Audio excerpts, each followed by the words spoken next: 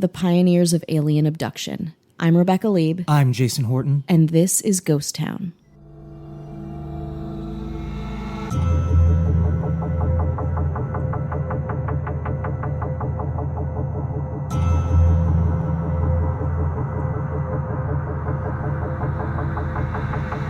So for our anniversary episode, Happy anniversary! But for our anniversary episode, I was like, it would make the most sense to have it take place local to us or a place that we've been. I was like, we spent a lot of time in Los Angeles, and we'll come back. We'll be back, baby. We'll be back in California. Oh, we're just leaving for a little bit. And then it came to me. I'm on Pinterest. Okay. It is 2 a.m. I'm on Jason's Pinterest. on Pinterest. I'm in my robe. Right? I'm the on glow Pinterest. of the computer illuminating his face. And I'm looking up historical markers, U.S. historical markers. Oh my God. Your life is... It's like, what? Perfect. Yeah, it's perfect. And I'm obsessed with historical markers because, if they're there, they're there for a reason. And I came upon one and it found me. I didn't find it. It found me. It called out to me. You were open to it and it came to you.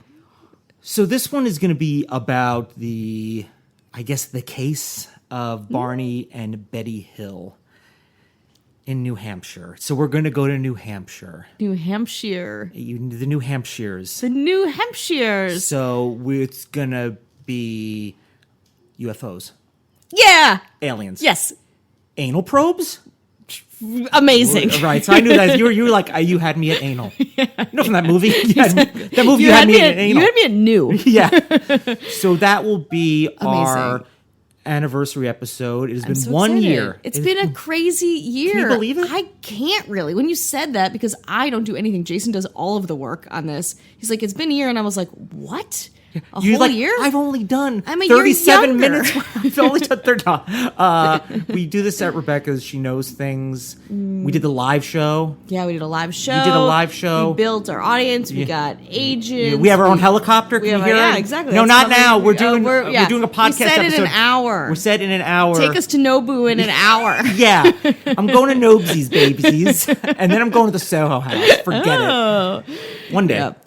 And it's been a year. And, statistically, not a lot of podcasts make it a year. No. And we've grown. Some don't even get started. No, some don't even get started. A conversation by comedians at a bar, and then no one does anything. Right. Look at us now. Like some of our projects. Exactly. No, we do it. We do finish what we start. It's just something that doesn't last as long as some of the other things. And also sometimes, it just doesn't get the traction, attention, and we're so thankful that you guys are listening. So thankful. Wow. People have been really, really great. And, one thing I've learned, and for those wondering, if you don't want to hear this, fast forward because it's our year anniversary and we're doing it. We read the reviews. We take what you say very seriously. Absolutely. We've gotten a lot of really great reviews on Apple Podcasts and Castbox, and thank you for that. Yes, You've listened.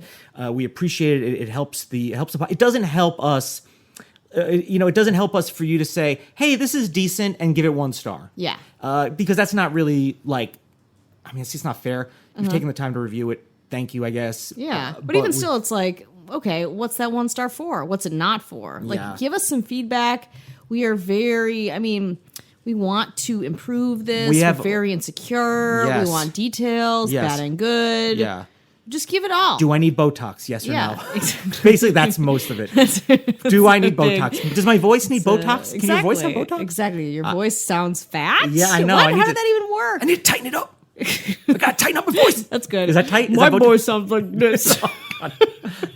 With or without Botox? That's with Botox. Oh, wow. I need a lot of Botox. Yeah, on a lot my of Botox. Vocal cords, my Maybe we larynx. can get a Groupon for 10 for something. Yeah. 10 for 40, 4 for 80. Sounds good. 17 for 60. Don't Wheel and deal. Don't go in business.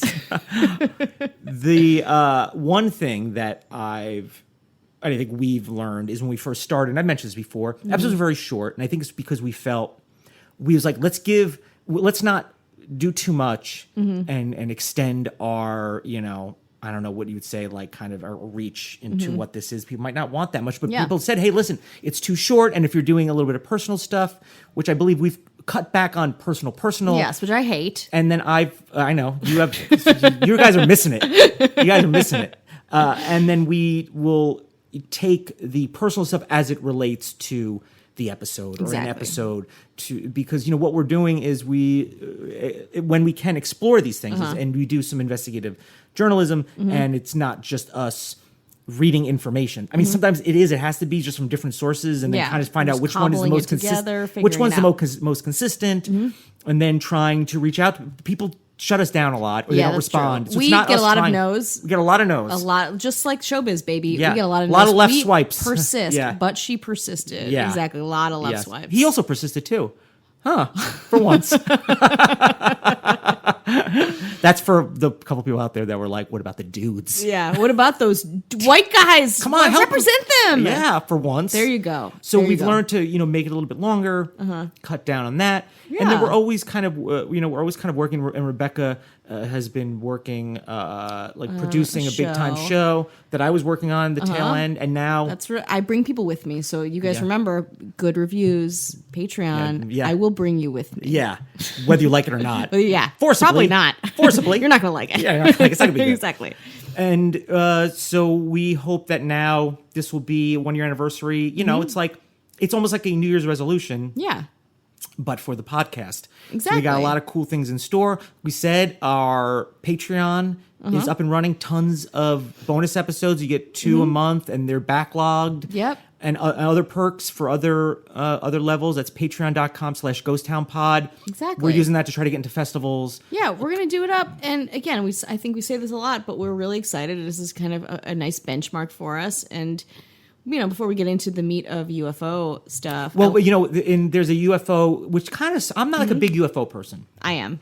Great. But it's so compelling for obvious reasons. So I've gotten a little more into it. And we did a UFO episode on Patreon. Yes. So local to where I lived, a popular place is very random. And New Hampshire is going to be very random. Yeah. Can I read a couple of nice messages? Yes. And then I want us to talk about maybe our couple favorite episodes quickly. Maybe real quick, little recap. Again, fast forward and we will get to everything that's about to go down. Everything that's about to go down. We promise you everything today. And baby, I don't remember what I've read. We got everything for you. Let's see here. Mrs. Lons is always so supportive. Yes. And we have a pretty nice email here I wanted to read. Great. I'm gonna pull that up. It's nice a long one. I'm not gonna read the whole between. thing. It's a very long it's a very long email, but it's very nice. And the fact that it starts out with I love this podcast. Yes. From Nathan Johnson, but he goes by Nate Chops Johnson. Gotta have the chops. Starting a new Chopper J. Like urban explorer blog. I think he's in NoHo. Oh. So maybe we can team up or something like that. Yeah. Yeah. It says, hi, GT crew. I'm just going to read. It's a long email, but we appreciate it. Two. I've already responded. I discovered your podcast a couple of weeks ago and I fell in love with it. It's exactly how my friends and I discuss the weird, the paranormal, and all that is LA. And so he's a writer and he takes pictures and he has a blog coming out. And I said I would mention it once it comes out. But that's absolutely. Nate Chops Johnson. It was very exciting. We get a lot of really nice messages. CJ. Maybe you want to read some reviews? Yeah. Just to give you guys, in case you're like, I want to read a review, but I was like, I want it to be But what does it even work like? How does a review sound? What's the tone of a review? I'll tell you. Yeah, I'll get into it. I'm listening to so many true crime podcasts now. I know. It's just listening to structure, insane. and it's now it's taken over pretty much. Yeah, I'm just getting out of my work fog and just becoming a human being again. This one is Kelly Mailing List. Kelly Miss Mailing List herself. Fun and bonus interesting. Interesting. Yeah, that's the bonus is that it's interesting. She's like, I came here for fun. I'm learning a little something along the way. Well, you're welcome. The hosts have great chemistry and the topics they broach are engaging. If you like Ono Ross and Carrie or This Paranormal Life, that's also incredibly. You'll be right at home at Ghost Town. Yeah, that's so flattering. It's Ono very Ross kind. and Carrie, they are hugely successful. Yeah. Paranormal. I mean, these are podcasts that I have been listening to for years and years. So we're happy to be in the same sentence as some of these people, and we're going to be doing. We've had to turn down a lot of guesting on other shows. Yeah. But now we'll mostly because they take place in deep Van Nuys, and I just couldn't do it. Like I couldn't mentally wrap my head around it. But we're back. We're back. Gonna do more. We're back in business. This one's good. Okay, people, come on. Which I like. Yes. This is Getting from Denver. Defensive. He is. Yeah. Denver. Just started listening to Ghost Town. It makes me giggle out loud. All those naysayers need to chill out and not take everything so seriously. I love true crime, but some podcasts make it so boring. It's fun to have a podcast that lightens up and makes it feel like you're hanging with friends. Yeah, friends you can't talk to. Rebecca is hilarious from Your Mom's Name 1234. Is that fake? Yeah, I don't know. It says, I love how her brain works. Always look forward to new episodes. How does it one work? Of us. How does it work? Sometimes it works in mysterious ways, and I'm glad that she appreciates it. Do you want to take a couple of hits too? Hell yes. Of course, that's what we're I going need some hits. Need some, you guys want you want to cut us down before we build you want some bad up. Yelps? Yeah. You want some bad Yelps? Too much jibber jabber. What? What are you talking about? What do you mean? I wanted to like the show, but got bored waiting for them to get to the story, which was often meager, interrupted by pointless personal comments. Like my dating life? Yeah. I think, again, it depends on where they're listening. Yeah. And I understand that point taken. If you listen to episode 2 or episode 50, they're going to be markedly different. But also, like, that's what we have to offer. We are not historians. No. We are passionate about our subject. We are comedians. And we have a personal connection to it some way or in some way or other, or try to. It's just like not for you if you're like, get out all the personal stuff. Bring in true time accounts. Like, comprehensive experiences. Like, we're not I want the comprehensive. coroner. Yeah, exactly. I want the sound of the bullet hole going through the window. I don't have that. Yeah, I don't got that. This one's like, love it, but don't. I love where this podcast is going, but the male needs to slow down in his talking. It just comes out as stuttering or a lot of Yeah, they do talk about your a lot. I don't think I do that. I don't think I do that. That's very common. It's a very common thing that happens. And other podcasts, what they have is a thing called money and a producer. Yes. And they can pay someone to edit out those ums. That's what they do. We can't do that without your help. Yes, please help us. Patreon.com/.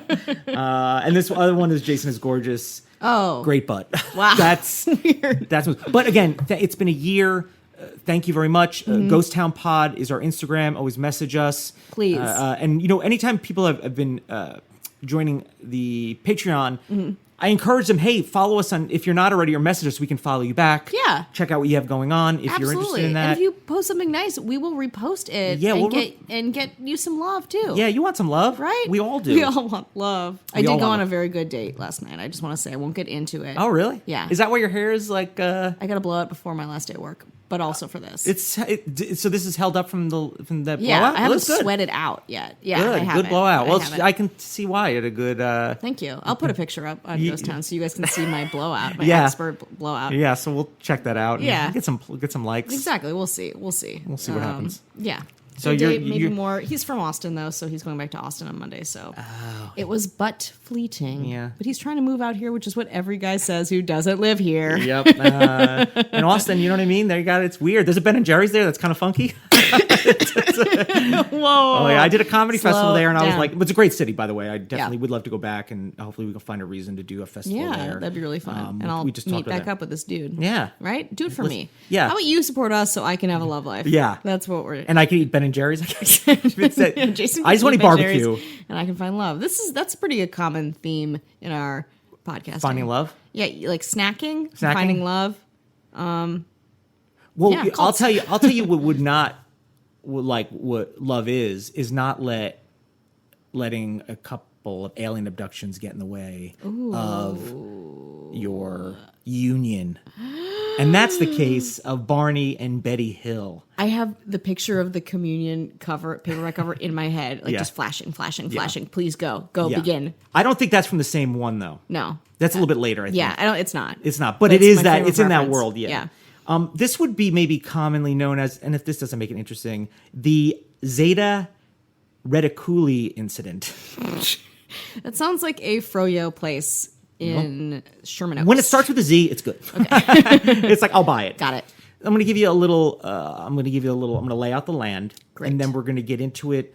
I have a couple of theories. Mm-hmm. It's very interesting. Mm-hmm. Not my theories aren't interesting. The whole thing is very interesting and compelling. And the skeptic in me is going to try to open his mind a little bit.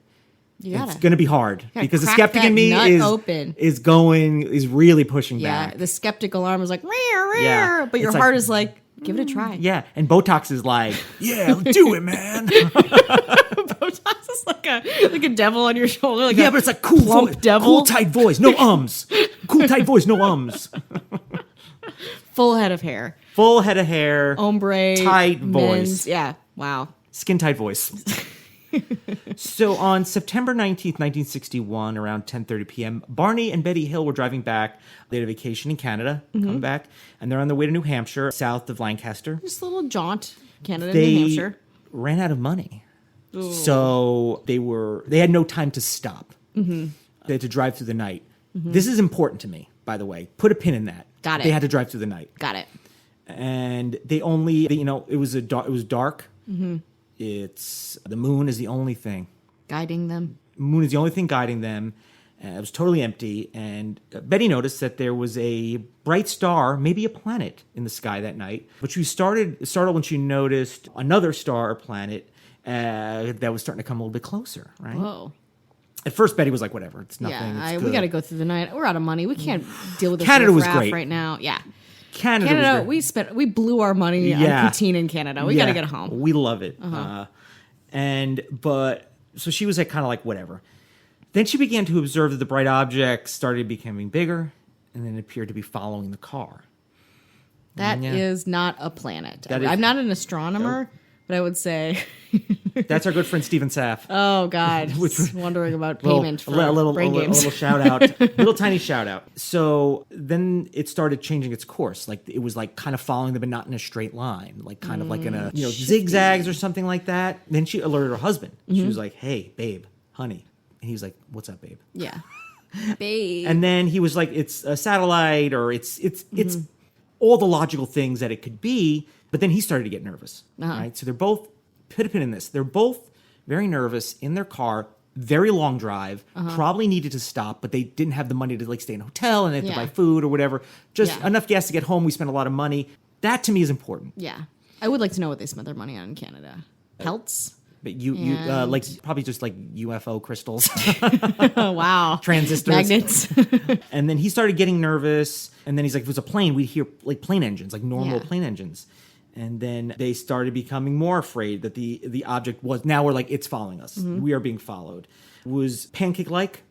So UFO. Yeah. Traditional like UFO. Disc, right? Yeah. White, hovering. Now it's hovering directly in front of them. Now they're like, okay, I can't ignore this. I can't rationalize this to be anything else. Then they began to feel tingly, drowsy. And then That's they how I feel awoke. right now. When they awoke, like 2 hours later, still driving down the highway. So their claim is, what's this? Now it's 2 hours later. Where did the time go? They woke up driving. Yes. Damn. And that might be a little bit... Yeah, you ever been driving? You're like, I don't even know how I got from... Yeah, you're like, you're on autopilot. You're on autopilot. Yeah. Again, keep all this in mind. Sure, driving through the night. Whoa. A little bit kind of manic, probably a little bit. When you have two people in there and a lot of things are happening, and also just wanting to be supportive. And also, science is... in 1961 is, is what it is, or what is science fiction, or what is, what discoveries are out there. How much do we know? Pre-moon. Yeah. So like, what do we know about that? Exactly. So Betty was like, she was like, UFO baby. Yeah. Right away. She was in. Huge coincidence. Her sister had seen a UFO a year earlier. That is a giant coincidence. No, it just happens to be they both saw one. What are you talking about? Two sisters? Yeah. Both UFO sightings? Sure. Within the year? Yeah. Now my skepticism is like, yeah. So I'm and coming my heart is, yeah. The Botox is like, Barney, he was more skeptical. The husband was more skeptical. But then the hypnosis comes in. Oh, fuck yes. And I want you to also keep another thing in mind. I didn't plot twist. It's not really a plot twist. They're an interracial couple. Interesting. And what's interesting about that is it is interesting that in 1961, probably a tough time. And then some people have indicated that the stress of being in, I don't know what it was like in Canada or New Hampshire or where they went. It has to be tough in general. It's probably tough now. Yeah, you know what I mean? Absolutely. And that was something that played a part in it. Although they said, listen, we've never had any issues, did not play a part in it. And that may very well be true. It's not really for anyone to say. It's just a fact of this. And I don't know if it made things more interesting in a way, like it just kind of like added to the levels of what's going on, bringing that. Yeah, but that's really interesting. But I mean, they seem like just like two normal I mean, for what I know, he's a postal worker, and I forget what her job is, and she had also had a job. Yeah, she had they're both gainfully employed. She had a good job. Yeah, so they were doing great. Barney was more skeptical, but under hypnosis, which started happening more and more, he and his wife saw creatures with slanted eyes that had taken him aboard the UFO for experiments. This is where, in popular science fiction that anal probing came in. Like, where did that come in? It started around here. Okay. It started in the anus of this story. It started in the annals of this story. It started with this. Just right in. There. Yeah. So this guy, Dr. Simon, he didn't believe them.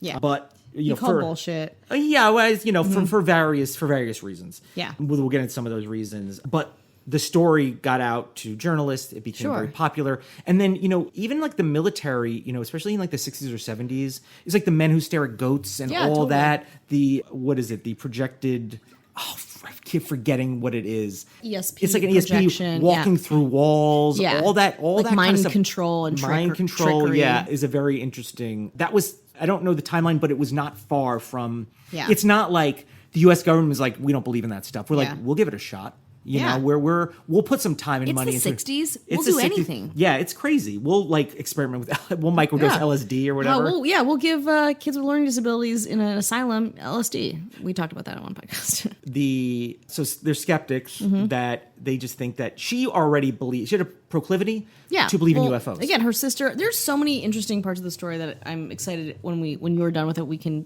talk we'll about. Get into it. Yeah, I'm just kind of going to give you all, I'm going to throw all this all out. Throw it all out there so I can process it. That's why I'm kind of like, hey, this is all these, because I'm going to go back and be like, here's all the things. Leaving me breadcrumbs to get to the candy house of the abduction story. But then don't you get eaten in the candy house? Yeah, I get put in the oven. Oh, kind of cool. Political. That the power of suggestion under hypnosis, and there's probably things from when I was like, am I remembering this correctly? Yeah. How many, in fact, that kind of, I mentioned that podcast, To Live and Die in LA, that the first thing, and they talk about you getting things put in your head so many times that eventually like, that's how it happened. Bystander syndrome. It's where you remember, and there's a lot of phenomenon like this. We talked about it on the show that I just worked on, where the first thing that you're introduced to, you think is true, even if it's not true. Yeah. Which is really an interesting phenomenon. Yeah, so there's always some things where I'm like, am I remembering that correctly? Yeah. And really, I just go forward with it. Like, to me, that is going to be the truth because now I don't know any different. Yeah. I can second guess, a lot of things, especially from a long time ago. Also, the TV show The Outer Limits. Yeah, loved it. Right? Oh my God, ate it up. And an episode very similar to this came out right before. You know what I mean? Like, so another coincidence? Yeah. Also, I'm surprised The Outer Limits started. I think of the reboot in the 80s. Yeah. No, The Outer Limits, Twilight Zone. Yeah. And if I'm wrong, I'm sorry. Twilight Zone came out first. Outer Limits came up pretty quick, and then did reboot. So that was like Twilight Zone was like late 50s, and you get Outer Limits in the 60s. It only aired a few weeks before this happened, and it's a very similar story. Slant-eyed creatures, very typical. Yeah, typical alien. When you're profiling an alien and you're like prototypical alien, big eyes, big eyes and like triangle heads, and they're all like very pale and kind of like willowy and take you to your leader exactly like dark eyes, and they move slowly, like tall and gorgeous, like dark leggy, eyes, like kind of like tardy, it's like flirty. what? It's like don't tease me. Are you single? I don't know. Stop it! Like you're not responding to my text. What's going on? Yeah. I'm dying over here, babe. Z2247. Yeah, babe. And so what people are saying is they were probably very sleep deprived, and the bright lights were Jupiter and Saturn, which their positions matched what the couples were saying was there. So then, there's a lot more. So then, people are like, let's, more hypnosis. We got to find out more. And then, like, if it's at first, I was like, hey, what'd you do today? It's like, I went to 7-Eleven. And then it's like later on, it's like, yeah, I saw Taylor Swift at 7-Eleven and like we made out for a few minutes. And you're like, why didn't you start with that? It's like, it's just kind of coming to me as time goes on. It's like, it's so slow.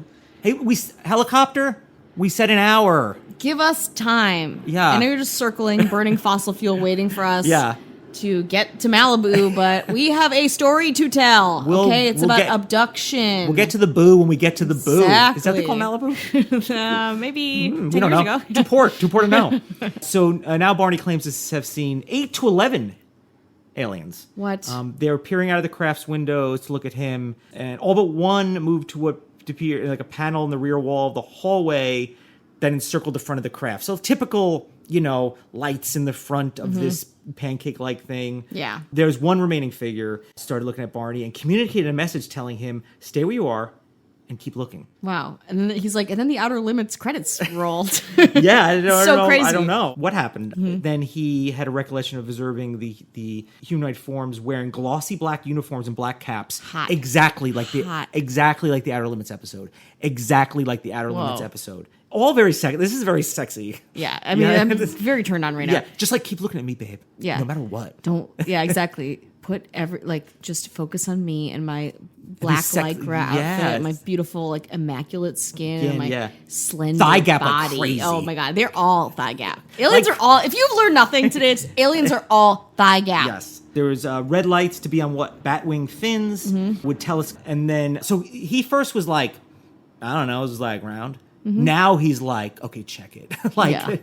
Red lights on what appeared to be batwing fins would telescope out of the sides of the craft. The long structure descended from the bottom of the craft. Silent craft, by the way, no noise. That's why maybe no one else heard it. And approached to what Barney estimated was within 50 to 80 feet overhead and 300 feet away from him.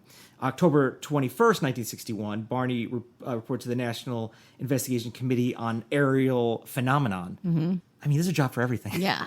I mean, that's it really job. is. Like, why is it so hard for us to find jobs when everyone has a job? And so now people are starting to investigate it. And then the Hills were like, yeah, we got home a little later than we thought. The drive should have taken about 4 hours. They claim to not have realized they arrived home 7 hours after their departure. So there's a time discrepancy. Yeah. But the UFOologist, also a job, calls that missing time. Is that too scientific for you? Yeah, I'm lost. Oh, well, keep up. That's science there. So is it time for a break yet? I think it's probably time for a little break, and we'll get back to what all went down. Yeah, let's get back into it. Yeah. Okay, so now we are going to go to March 3rd, 1963. Now, it's been pretty under wrap as far as talking about it in public. So they kept that under wraps. Are we getting a story break in here? Well, they started talking about it, the group, their church. So they started talking about it, and then Barney told everyone at the church that he and Betty were now taken onto the craft. Oh. So now it's added on to it. And they were separated. He was escorted to the room by 3 of the men. I guess the alien are men. Okay. Well, that's patriarchy, you know what I mean? Jesus, It started then. Exactly. He was told to lie on a small rectangular exam table. Unlike Betty, we're so popular. I know. Barney's narrative of, is he the Austin guy? No, it's Valerie. Okay. Our friend Valerie is probably asking about her checks from the show. Yeah. Still dealing with work. Yeah. So Barney's narrative wasn't detailed, but he kept his eyes closed for most of the exam. But he did know a cup-like device was placed over his genitals. Straight to the genitals. And before you ask, no, he did not experience an orgasm. What? What's the point? He thought that a sperm sample had been taken. Like a swab? Like a little... What? I don't know. What happened to the genital cup? I don't know. So from then... This also would be a great Halloween costume for something. So basically they... And again, we talk about the Amityville Horror where they're the stories kept oh no, this happened. And that. And then it's well, this doesn't seem real. But people's no, it was real. And really what you're doing... I mean, I feel like what's happening was what's based on what I know about what I've seen and heard, what could have possibly happened in theory in this. Because when you say, if you were what'd you do? It's I don't know, I was blackout drunk. Yeah. I could have been on an alien craft. Yeah. So this missing time that they're claiming, which if you're driving on autopilot, you can drive for 2 hours on one road and be like, how did we get here? Yeah, exactly. So they're filling that time with whatever they would like to fill it in. And then in this, he starts to talk about how he's claimed anal probes, but those he reported earlier, but I think were not relayed to later, I believe. So he had reported them earlier, but for some reason, I don't know, they started... he didn't also talk about the urethra probes. No. Later. No, it's which one is it? Is it both? I think it's whatever it is, because if you're he's at the end of the story, yes, we don't need to talk to you anymore. Oh. So they started becoming mini celebrities. This is not new. They may be pioneers of it, but it is not new. And Betty, her dress had like a little film on it. His shoes were scuffed. He had binoculars that the strap broke. I mean, like kind of like, listen, if you were freaking out and you have binoculars and you rip it off your face, I mean, I don't know if it's like chainmail, but it's probably just a cheap like rubber or plastic. But all those things, the scuff on the shoes. The little bit of like, maybe it was like, dust. I don't know if they call it dust. Space. You know, the fact that my binocular, all those things were part of like the shaking up of them via aliens. Actually, there's a Betty and Barney Hill archive in New Hampshire, and there's letters, journals, audio tapes, transcripts, her dress that she was wearing, and they actually had that analyzed. Wow. For whatever. Yeah. And what was on it? It was like cocaine? Alien. I guess just like, typical alien dust. Just typical. But back then it was like good meth. It wasn't. It wasn't bad for you. Back it was then. crushed up pills. Now, there's this columnist from the Skeptical Inquirer, Robert Schaefer. The Skeptical Inquirer. I'm going to quote him, and I find this very, very interesting. I was present at the National UFO Conference in New York City in 1980, and Betty was like, because Barney died in 1969, she's been going full steam ahead. She's everything UFOs, that's a UFO. You're a UFO. I'm a UFO. Look at that UFO. What do you want for dinner? 6 UFOs. Exactly. It was very like that. Which is also very different than when a lot of people experience trauma. I think they, not to say they're not outspoken about it, but I think a lot of people are just trying to get on with their lives. Yeah. No, I think in this case, it's not, I'm not speculating. It's, I like talking about this. I like the attention. I like having something to say and a purpose. And that's fine. I mean, people do that. There's conventions all the time for like, I was in a movie X amount of years ago and people want to meet me and get an autograph. Great. Perfect. This is great. Everyone's happy. It's a lot of this. So there was a National UFO Conference in New York City and where Betty presented some UFO photos she'd taken. Since then, tons of UFOs. She's seen a ton of them. She showed them must have been well over 200 slides, mostly of blips, blurs, and blobs against a dark background. These are supposed to be UFOs coming close, chasing her car, landing. So since then, she's been on the run from UFOs. Yeah, exactly. But she's in hiding. But she can go and do talks. And of course, she can cash those checks. Yeah, she can cash those checks. After her talk had exceeded twice its allotted time, she was literally jeered off the stage. But when at first was like a pretty chill, they were like, "Yeah, we like you," and then when you're talking twice as much, pretty much about nothing. Yeah. Also, to people who I can't think of people who'd be more accepting of talk than UFO enthusiasts at a UFO conference. A celebrity. Yeah. This is like, but they were like, get the fuck out. Since from 1961 now to 1980, like you mentioned, communion. Yeah. There's a lot has happened. Close Encounters of the Third Kind. Totally. So it's been more refined, or whatever the case may be. And the incident, which was witnessed by many UFOlogy leaders and top activists, removed any lingering doubts about Betty's credibility. She didn't have any. In 1995, Betty Hill wrote a self-published book. Yes. Common Sense Approach to UFOs. It's filled with obviously delusional stories, such as seeing an entire squadron of UFOs in flight and a truck levitating above the freeway. What? As late as 1977, Betty would go on UFO vigils 3 times a week. During one evening, she was joined by a UFO enthusiast, John Oswalt. When asked about Betty's UFO observations, Oswalt stated, she's not really seeing UFOs, but she's calling them that. On the night they went out together, Miss Hill was unable to distinguish between a landed UFO and a street light. In a later interview, Schaefer recounts that Betty Hill wrote, UFOs are a new science, and our science cannot explain them. Do you see what I mean? Yeah. You got the picture, right? Yeah. I mean, again, as someone who loves this stuff, is very open to discussing it, talking about it, whatever. Yeah, it seems like there's a lot of holes in her story, and the conduct post-abduction just feels grandiose. I feel like if somebody was like bumped into me and said, "Hey, cutie," and I didn't see who it was, and somebody told me, that was Taylor Swift, dude.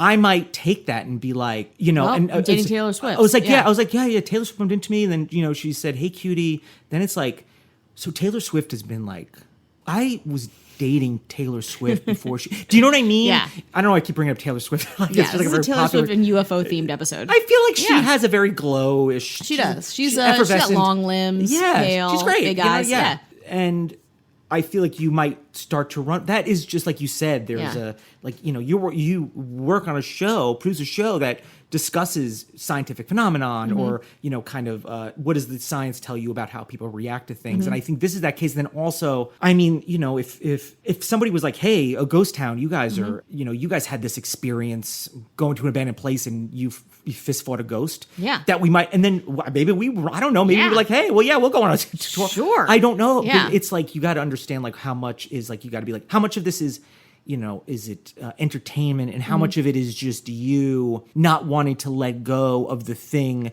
that maybe defined you. Her husband died in 1969. Yeah. Huge bummer, like pretty young.